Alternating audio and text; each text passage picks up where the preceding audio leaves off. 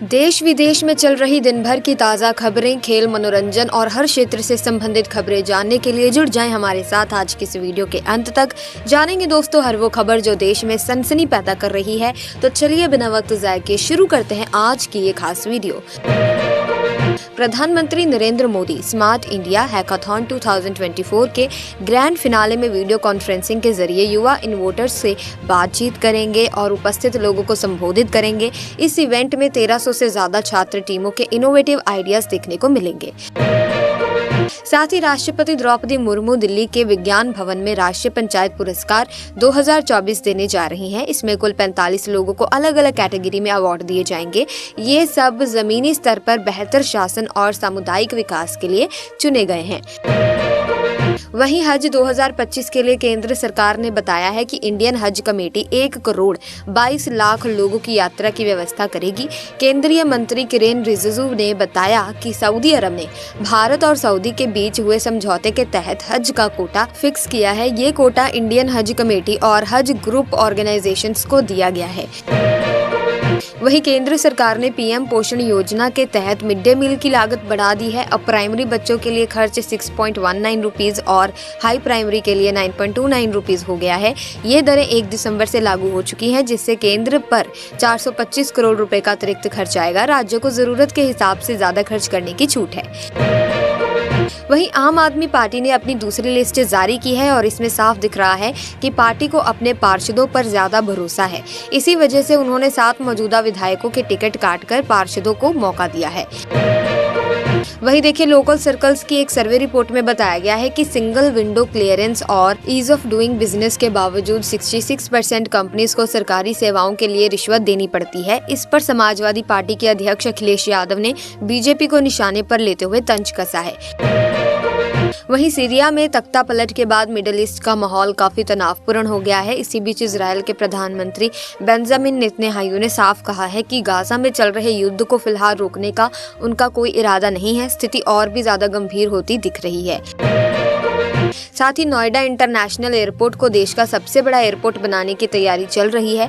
शुरू में इसे एक रनवे के साथ चालू किया जाएगा, लेकिन जैसे जैसे यात्री बढ़ेंगे रनवे की संख्या भी बढ़ाई जाएगी। कुल मिलाकर यहाँ 6 रनवे बनने वाले हैं, जिससे ये एयरपोर्ट बाकी सभी से बड़ा और आधुनिक हो जाएगा।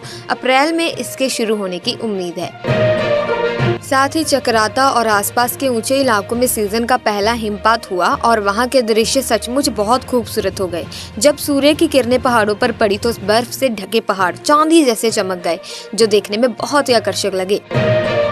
साथ ही सुखबीर बादल के लिए ये दिन खास था, क्योंकि ये उनके पिता श्रोमणी अकाली दल के वरिष्ठ नेता प्रकाश सिंह बादल का जन्मदिन था।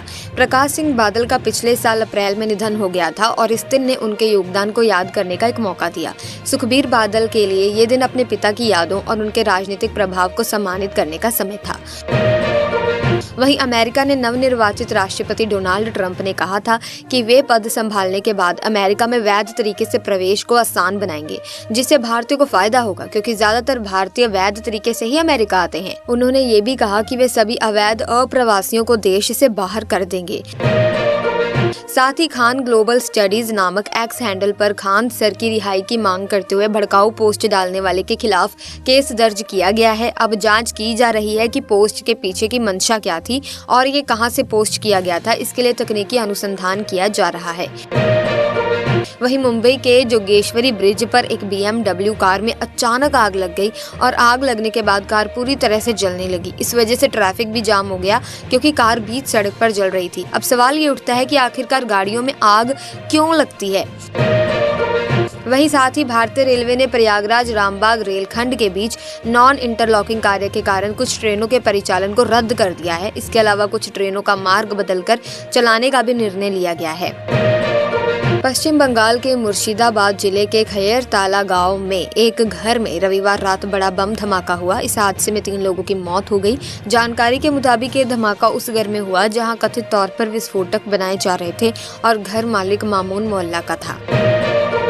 साथ ही ministry of information and broadcasting ने बताया कि भारत की डिजिटल अर्थव्यवस्था तेजी से बढ़ रही है। अब तक 138 करोड़ आधार कार्ड बनाए जा चुके हैं।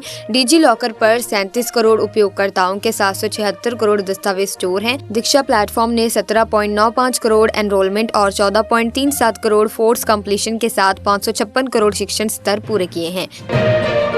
निर्मला सीतारमण ने हाल ही में पानीपत में बीमा सखी योजना के शुभारंभ के मौके पर कहा कि सरकार अगले 3 साल में 2 लाख बीमा सखियों या बीमा एजेंट्स को नियुक्त करने की योजना बना रही है।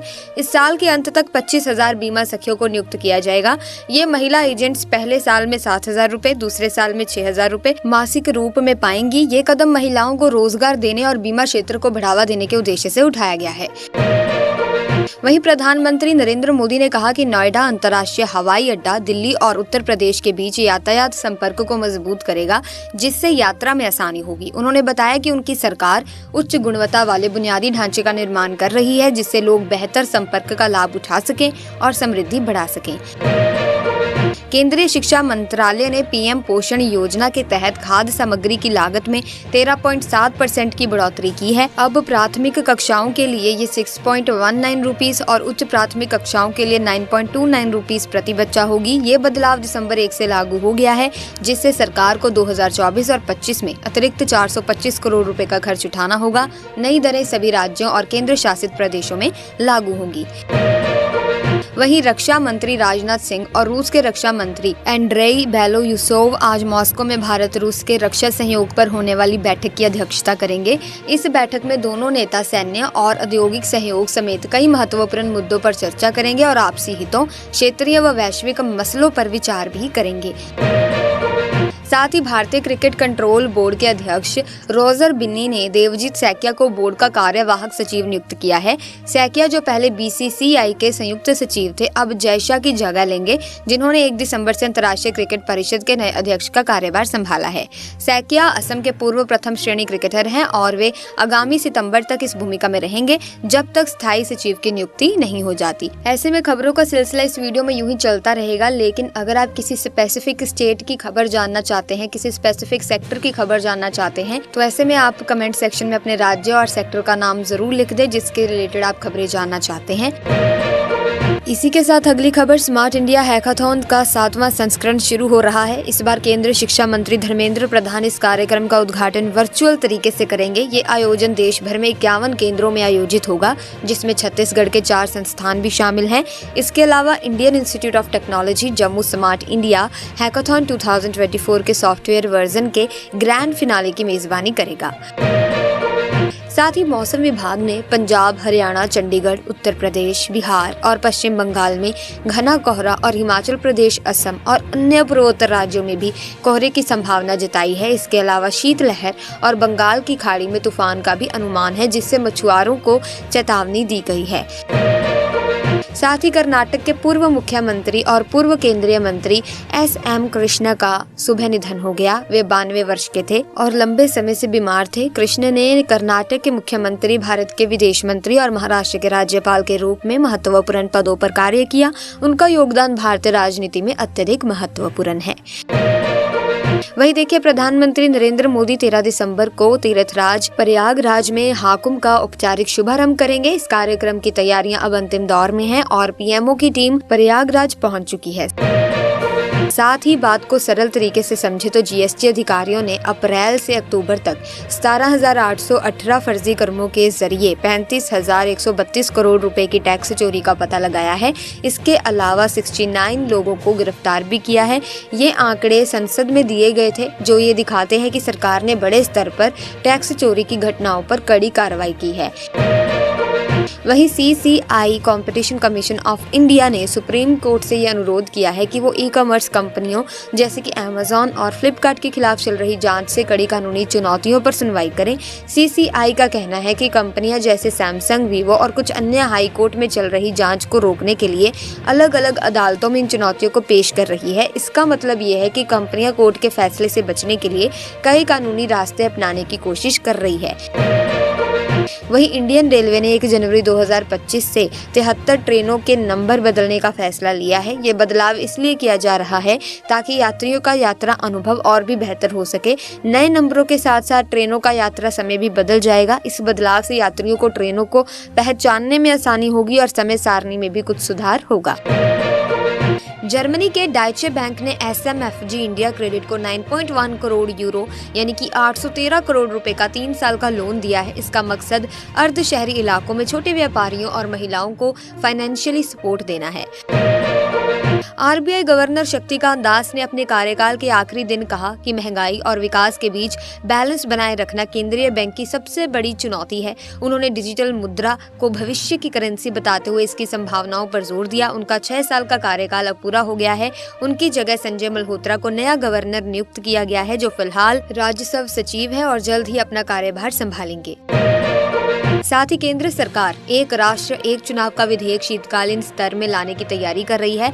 मतलब इसके लिए कैबिनेट ने पहले ही रामनाथ कोविंद समिति की रिपोर्ट को मंजूरी दे दी है। अब सरकार चाहती है कि इस पर आम सहमति बने ताकि इसे संसद में पेश किया जा सके। लगता है कुछ बड़ा होने वाला है दोस्तों। आपकी क्या राय है इस पर कमेंट सेक्शन में जरूर बताएं।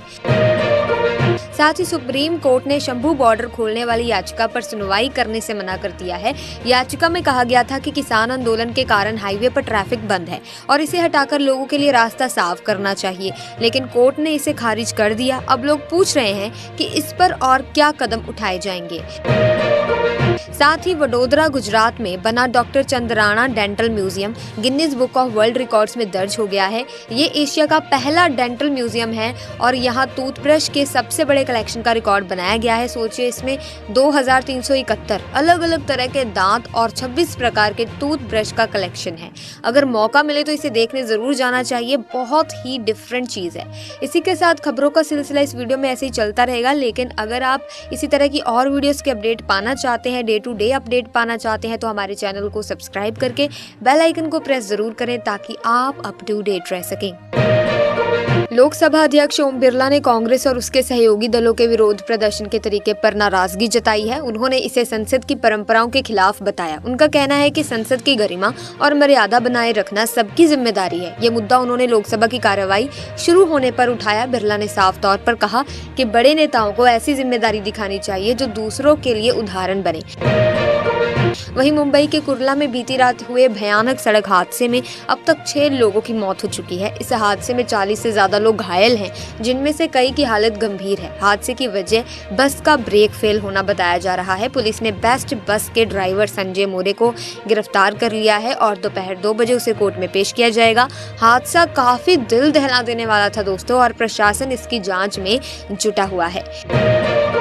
इंडिया गठबंधन जो सत्ताधारी एनडीए को चुनौती देने के लिए बना है, अब तक पूरी तरह से एकजुट नहीं हो पाया है।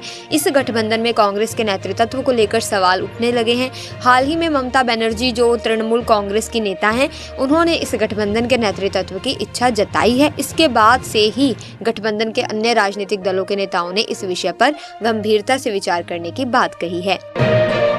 चंडीगढ़ के बाद गुरुग्राम में भी एक पब पर हमला हुआ है।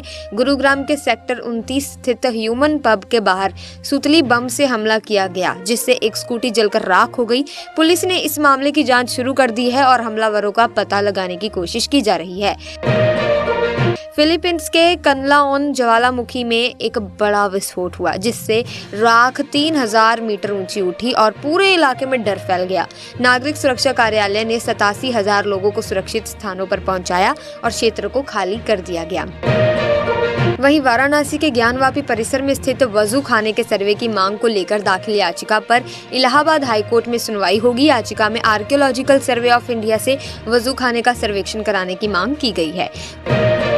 वहीं देहरादून के जॉली ग्रांट एयरपोर्ट पर सुरक्षा जांच के दौरान एक अमेरिकी नागरिक के पास से प्रतिबंधित इरिडियम सैटेलाइट फोन बरामद हुआ। ये घटना तब हुई जब एयरपोर्ट पर सुरक्षा एजेंसियां जांच अभियान चला रही थी। इस मामले में अमेरिकी नागरिक के खिलाफ मामला दर्ज किया गया है और जांच शुरू कर दी गई है। वहीं बार काउंसिल ऑफ इंडिया से अधिवक्ता संजीव नासियार को दिल्ली बार काउंसिल के उपाध्यक्ष पद से तत्काल हटा दिया है। इसके साथ ही बीसीआई ने बार काउंसिल के सचिव को नासियार की LLB डिग्री की सत्यता की जांच के लिए केंद्रीय जांच ब्यूरो से अनुरोध करने का निर्देश दिया है। संजीव नासियार पर फर्जी डिग्री बनाने के आरोप लगे हैं और वे आम आदमी पार्टी के कानूनी सेल के प्रमुख भी हैं। साथ ही सुप्रीम कोर्ट में श्री कृष्ण जन्मभूमि शाही ईदगाह विवाद मामले की सुनवाई अब जनवरी में होगी, क्योंकि कोर्ट की सर्दियों की छुट्टियां चल रही हैं। कोर्ट को ये निर्णय करना है कि हाई कोर्ट की सिंगल बेंच के फैसले को 2 जजों की बेंच में चुनौती दी जाएगी या फिर मामले की सुनवाई सीधे सुप्रीम कोर्ट में होगी। साथ ही हैती में एक गैंग लीडर मोनेल मिकानो फेलिक्स ने अपने बच्चे पर जादू टोना किए जाने के शक में 110 लोगों की हत्या कर दी। ये नरसंहार उसने अपनी गैंग विव असनम के साथ मिलकर किया। मीडिया रिपोर्ट्स के अकॉर्डिंग इस घिनौनी घटना को अंजाम देने के पीछे का रीजन यही था कि गैंग लीडर को शक था कि किसी ने उसके बच्चे पर जादू टोना किया है। इसी के साथ आज की वीडियो में बस इतना ही। आई होप वीडियो इन्फॉर्मेटिव लगी होगी। अगर हाँ तो आप इस वीडियो को लाइक करें, शेयर करें, चैनल को सब्सक्राइब करें। Thanks for watching.